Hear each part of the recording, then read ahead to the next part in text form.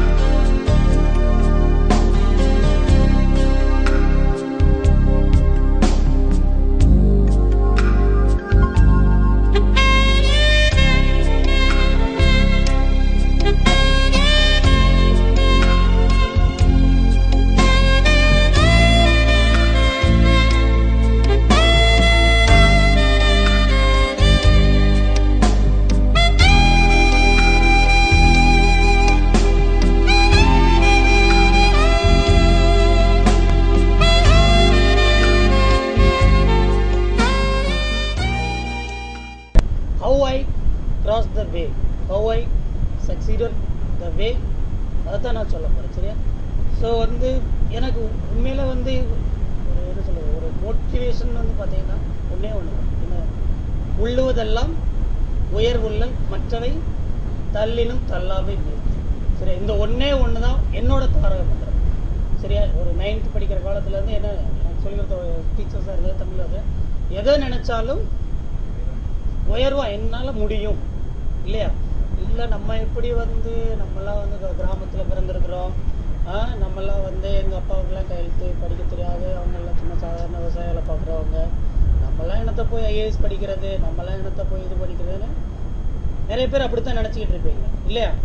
என்னால் முடியுமா முடியாதா அந்த ஒரு கேள்வி வந்து உங்களுக்குள்ள வந்து எப்போது இருந்துக்கிட்டே இருக்கும். எனக்குள்ளே இருந்துச்சு. பட் வந்து என்னென்னா வந்து ஏதோ ஒரு உந்துதல் என்ன சொல்கிறேன், என்னால் முடியும். ஃபார் எக்ஸாம்பிள் பார்த்தீங்கன்னா, நான் வந்து 8th முடிச்சு +2 முடித்த உடனே எங்கள் அப்பா அம்மாலாம் பார்த்தீங்கன்னா அவங்கள்ட்ட கனவு என்னென்னா வந்து என்ன வந்து எப்படியாச்சு ஒரு டீச்சர் ட்ரைனிங் படிக்க வச்சு வாத்தியார் ஆக்கணுங்கிறது உண்மையில். சரிங்களா? எங்கள் அப்பா அம்மாவோட கனவு வந்து பார்த்தீங்கன்னா என்ன வந்து எப்படியா, ஏன்னா வந்து எங்கள் வீட்டு பக்கத்தில் நிறைய டீச்சர்ஸ் இருந்தாங்க. நல்ல ஒரு லக்ஸூரியஸாக லைஃபு. காலைல 10 மணிக்கு போவாங்க, 4 மணிக்கு வந்துடுவாங்க. பிள்ளைகளோட ஃபேமிலியோடு இருக்கிறது, Saturday Sunday leave, quarterly, ஆஃபர்லி, annual leave, வருஷத்தில் 2-3 மாதம் லீவ்லேயே போயிடும். ஸோ நல்ல ஒரு வேலை அப்படிங்கிறதான் அவங்களுக்கு இது. பார்த்தீங்கன்னா எங்கள் அப்பா அம்மாவுக்கு வந்து பார்த்தீங்கன்னா இப்போவும் கையெழுத்து போட தெரியாது. சரி, இல்லை எங்கள் அப்பா அம்மா வந்து இன்னும் விவசாய வேலை வந்து பார்த்தீங்கன்னா இந்த 100 நாள் வேலை திட்டம்லாம் இருக்குல்ல, அவங்க சொன்னாலும் கேட்கவும் மாட்டாங்க, இன்னும் அந்த வேலைக்கு தான் போய்கிட்டு இருப்பாங்க. அந்த மாதிரி ஆளுக்கு அந்த மாதிரி ஒரு சாதாரண ஃபேமிலி தான். ஒன்று எங்கள் வீட்டில் வந்து என்ன சொல்ல, ஃபஸ்ட்டு 8th ஸ்டாண்டர்ட் கிராஸ் பண்ணதுனாலே நான் தான்.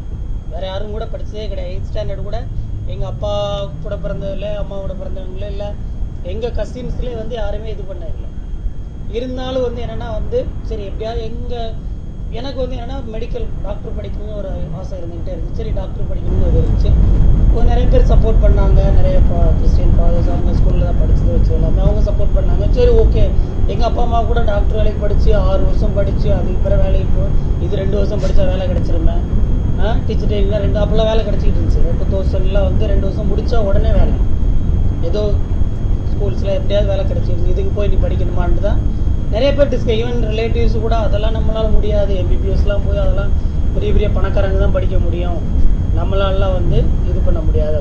பட் இருந்தாலும் வந்து இல்லை, நான் படித்து அவன் எப்படியாச்சும் நமக்குன்னு எப்படியாச்சும் 4 பேர் ஹெல்ப் பண்ணுவாங்க, ஏதாவது ஒரு வழியில் நமக்கு ஒரு உதவிகள் கிடைக்கும் அப்படிங்கிற ஒரு நம்பிக்கையில் வந்து தைரியமாக படித்தேன். எம்பிபிஎஸ் முடிச்சாச்சு. எம்பிபிஎஸ் முடிச்சதுக்கப்புறம் எனக்கு டாக்டர் தொழில் கண்டினியூ பண்ணுங்கிற ஒரு ஆசை தான். அடுத்து ஏதாவது பிஜி பண்ணலாம், எம்டி எம்எஸ் பண்ணலாம். பட் என்னோட இருந்த ஃப்ரெண்ட்ஸ், என்னோட க்ளோஸ் ஃப்ரெண்ட்ஸ் என்ன பண்ணாங்கன்னா வந்து, உமா நீ வந்து ஐஏஎஸ் படுறா, யூ கேன் டூ, காலேஜில் இருக்கிற பார்த்தீங்கன்னா நிறைய இன்டர் காலேஜ் மீட், இந்த கல்ச்சுரல் செக்ரட்டரி, ஃபைனான்ஸ் செக்ரட்டரி அந்த மாதிரிலாம் இது பண்ணி நல்லா ஆர்கனைஸ் பண்ணிட்டு வச்சு நாங்கள் வந்து ஃபர்ஸ்ட் பேட்ச் தூத்துக்குடி மெடிக்கல் காலேஜில். அப்போ என்னோட க்ளோஸ் ஃப்ரெண்ட்ஸ் தான் 2 பேர் வந்து என்னை மோட்டிவேட் பண்ணி என்ன பண்ணாங்கன்னா, நீ படிவுமா, கண்டிப்பாக படி, உன்னால் ஆக முடியும்டா, நீ பண்ணலாம், உன்னால் முடியும். எனக்குள்ளே கண்டிப்பாக உங்களுக்குள்ளே இருக்கிற அதே ஒரு தயக்கம் வந்து என்கிட்ட இருந்துச்சு, நம்மளால் முடியவா முடியாது. அவன் ஃப்ரெண்ட்ஸ் வந்து எதாக இருந்தாலும் பரவாயில்ல, நான் வந்து சப்போர்ட் பண்ணுறேன்டா, நாங்கள் இருக்கிறோம், நீ கவலைப்படாத, நீ உட்காந்து படி அப்படின்னா. லக்கிலி வந்து மெடிக்கல் சர்வீஸ் இருந்ததுனால பார்ட் டைமாக ஒர்க் பண்ணிகிட்டே தான் வந்து டெல்லியில் போய் பார்ட் டைமாக ஒர்க் பண்ணிவிட்டு, சரியா, I took coaching only for public administration. Various reason. GS வந்து ஐ குட் மேனேஜ் மைசெல்ஃப், நானே சொந்தமாக படிச்சுக்கிட்டேன், கொஞ்சம் ஃப்ரெண்ட்ஸ்ட்டு அவங்கள்ட்ட இது பண்ணிட்டு பப்ளிக் அட்மினிஸ்ட்ரேஷன் மட்டும்தான் இது பண்ணேன். அப்புறம் இன்னொரு ஆப்ஷன் மெடிக்கல் சயின்ஸ் வச்சு எழுதினேன், ஒரு 2 அட்டம் மெடிக்கல் சயின்ஸ் வச்சு எழுதினோம், அந்தளவுக்கு ஸ்கோரிங் வரல. சரி ஓகே ஆப்ஷனை மாற்றுவேன்ட்டு தான் லாஸ்ட் டைம் தமிழ் லிட்ரேச்சர் வந்து நம்ம சென்னை எஸ்டிஏ இருக்குல்ல, government Anna institute of management, government இது அண்ணா நகரில் இருக்குல்ல, அங்கே தங்கி படித்தேன். லக்கிலி ஒரு நல்ல ஒரு தமிழ் ஆசிரியர் வந்து நல்லா ஹெல்ப் பண்ணாங்க. காட்ஸ் கிரேஸ் ஏதோ ஒரு இதனால வந்து நல்லா ரேங்க் வந்துச்சு. Now I got into IAS. சரியா, IAS posted in Cooch Behar near Darjeeling in West Bengal district as assistant collector training. So வந்து I think this itself is a motivation இல்லையா. ஸோ என்னால் முடியும்னா கண்டிப்பாக உங்களாலே முடியும்.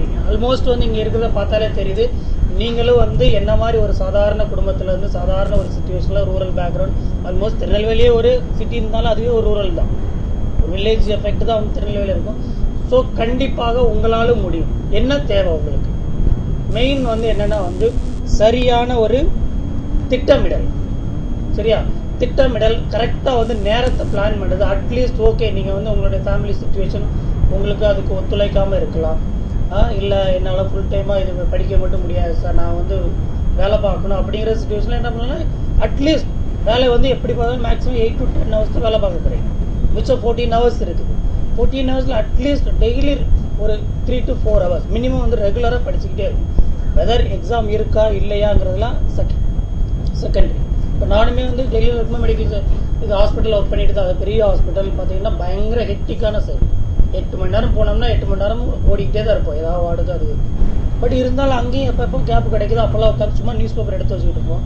கேப் இருக்கிறதுல அட்லீஸ்ட் ஒரு நியூஸாக வாசித்து முடிச்சிடும். அட்லீஸ்ட் அந்த ஒரு 8 hours டியூட்டியில் நியூஸ் பேப்பர், இந்த மேகசின் ஏதாவது சின்ன சின்னது வாசிக்க வேண்டியிருக்குங்களா, அதெல்லாம் வாசிக்கிறது. அப்புறம் ரூமுக்கு வந்துட்டு டெய்லி எப்படியாச்சும் வந்து ஒரு 2 to 3 hours இது பண்ணிட்டு முடிஞ்சால் வந்து எக்ஸாமுக்கு முன்னால் ஒரு 2-3 months வந்து ஃபுல் ஃப்ளெஜ்டாக உட்காந்து படித்தீங்கன்னா கண்டிப்பாக எந்த ஒரு எக்ஸாமையும் கிளியர் பண்ண முடியும். அதுக்கு முன்னால் ஒரே ஒரு அட்வைஸ் நான் என்ன பண்ணுவேன்னா வந்து அட்லீஸ்ட் 1 year ஆச்சும் வந்து ஒரு ஃபுல் ஃப்ளெஜ்டாக நீங்கள் உட்காந்து படிங்க. எந்த exam, whatever the exam, அதாவது TNPSC or Group 1 or Group 2 or UPSC, சரியா, எந்த எக்ஸாமாக இருந்தாலும் எப்படியாவது கொஞ்சம் தம் கட்டி கொஞ்சம் கஷ்டப்பட்டு வீட்டில் கொஞ்சம் அட்ஜஸ்ட் பண்ணி எப்படியாச்சும் இது பண்ணி ஒரு 1 year ஃபுல் ஃப்ளெஜ்டாக 1 year டெய்லி 8 to 12 hours உட்காந்து ஃபுல் ஃப்ளெஜ்டாக படிச்சுட்டீங்கன்னா அதுக்கப்புறம் வந்து you can manage part time also. அதுக்கு மேலே ஒன்றும் படிக்கிறதுக்கு ஒன்றும் கிடையாது.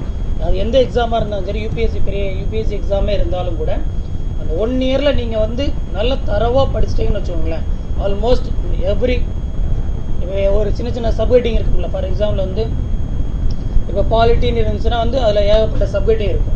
இது preamble, fundamental rights, fundamental duties எல்லாத்தையும் பற்றி உங்களுக்கு ஒரு சின்ன சின்ன ஐடியா கிடைச்சிட்டுனாலே that is more than enough for any exam. So first year நீங்கள் அதை இந்த 1 year தான் வந்து it is a crucial. So I did like that. புரியுதா, நான் அந்த 1 year என்ன பண்ணேன்னா ஃபுல் டைம் உட்காந்து வேறு எந்த இதுவும் கிடையாது, ஜஸ்ட் கோச்சிங் கிளாஸ் மட்டும் ஒரு 2 to 3 hours போவோம். மித்த டைம் எல்லாமே வந்து ஃபுல் அண்ட் ஃபுல் ப்ரிப்ரேஷன் மட்டும்தான். 2 ஆப்ஷனல், ஒரு ஜிஎஸ், எல்லாத்தையும் அந்த 1 yearலேயே வந்து you can manage almost 80-90%. So அதுக்கடுத்த இயரில் வந்து you can go for part time. Almost நீங்கள் எல்லாருமே வந்து ஜாப்ல இருப்பீங்க, எல்லாரும் ஏதாவது பார்ட் டைம் ஜாப்ல இருப்பீங்கன்னு தான் நினைக்கிறேன் இல்லையா, எல்லாருமே அப்படி தானே இல்லை, அட்லீஸ்ட் வந்து ஏதாவது ஸ்டடீஸில் இருப்பீங்க, பிஜி, எம்எஸ்சி, எம்ஏ, பிஎட் ஏதாவது பண்ணிட்டு தான் இருப்பீங்க. ஸோ அப்படிங்கிறதுல பட் இந்த மாதிரி ஒரு 1 year இது பண்ணாலே போதும். ரிமைனிங் பீரியட் வந்து you can manage part time also. அது ஒரு பெரிய இதே கிடையாது. பட் என்னன்னா வந்து அந்த 1 yearல வந்து you have to be thorough about each and every aspect of the syllabus. அதை வந்து என்ன சொல்றது, ரொம்ப இன்டெப்த் நாலேஜ் இல்லாட்டினாலும் அட்லீஸ்ட் ஒரு ஃபண்டமெண்டல் ரைட்ஸ்ன்னு இருந்துச்சுன்னா அதை பற்றி ஒரு 5 பாயிண்ட்ஸ் என்னென்ன எழுது, என்னென்ன ஃபண்டமெண்டல் ரைட்ஸ் இருக்குது, அதில் என்னென்ன ரிசர்வேஷன் இருக்குது, ரிசர்வேஷன் மீன்ஸ் என்னென்ன லிமிட்டேஷன்ஸ் இருக்குது, அந்த ஒரு சின்ன ஒரு ஐடியா. ஃபண்டமெண்டல் டியூட்டிஸ்னால் எத்தனை ஃபண்டமெண்டல் டியூட்டி எல்லாத்தையும் இந்த நீங்கள் லைன் பை லைனாக மனப்பாடம் பண்ணாட கூட அட்லீஸ்ட் ஒரு ஓவரால் ஐடியா வச்சுட்டு ஒரு 10-14 ஃபண்டமெண்டல் டியூட்டிஸ் இருக்குது, 10 இருக்குன்னா அட்லீஸ்ட் அதில் ஒரு 60% 70% நீங்கள் வந்து ஞாபகத்தில் வச்சுருக்கீங்கன்னா அடுத்து செகண்ட் இயர்லேருந்து ப்ரிப்பேர் பண்ணுறப்ப என்ன ஆகுன்னா பார்ட் டைமில் வந்து நீங்கள் ஒரு டெய்லி ஒரு 2 to 3 hours படிச்சுக்கிட்டு இருக்கீங்கன்னா ஜஸ்ட் அதை மட்டும் ரிவைஸ் பண்ணாலே போதும். இட் இஸ் மோர் தென் என்ன ரிவைஸ் பண்ணுறீங்க. எக்ஸ்ட்ரா நீங்கள் ஒவ்வொரு டைம் ரிவைஸ் பண்ணுறப்ப என்ன ஆகுனா உங்களுக்கு எக்ஸ்ட்ரா 2-3 பாயிண்ட்ஸ் புதுசாக வந்துக்கிட்டே இருக்கும். புரியுதா? ஸோ அது பண்ணாலே வந்து you can succeed in any exam, not only UPS. அதே மாதிரி இன்னொரு பெரிய ஒரு டவுட் எல்லாருக்குமே இருக்குது, யூபிஎஸ்லாம் நம்மளால் எழுத முடியாதா?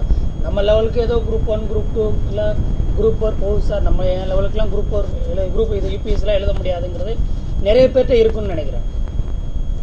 பட் இப்போ எங்கள் பேட்ச்மேட்டில் பார்த்தீங்கன்னா எத்தனையோ பேர் வந்து சாதாரண பிஏ ஹிஸ்ட்ரி படித்தவங்க, சாதாரண வில்லேஜ் ஸ்கூல்ஸ் காலேஜஸில் படித்தவங்க, சரியா, ரொம்ப ரூரல் ஏரியாவில் இருக்கிற காலேஜஸில் படித்தவங்க கூட வந்து 1 year 2 years ஃபுல் ஃப்ளெஜ்டாக உட்காந்து ஐஏஎஸ் ஆனவங்களும் இருக்காங்க. எங்கள் பேட்ச்மேட்ஸில் இருக்காங்க, எஸ்பெஷலி ஃப்ரம் தமிழ்நாடு. எங்கள் இதில் பார்த்தீங்கன்னா 20 பேர் தமிழியன்ஸ் இருந்தால் 20 பேரில் பார்த்தீங்கன்னா ஆல்மோஸ்ட் ஒரு 15 பேர் வந்து ஃபுல்லாகவே அர்பன் ஏரியா தான், சென்னை, மதுரை, கோயம்புத்தூர், இந்த மாதிரி ஓரளவுக்கு நல்ல ஒரு பெரிய ஃபேமிலியில் தான் இருப்பாங்க, அது எக்ஸப்ஷன்.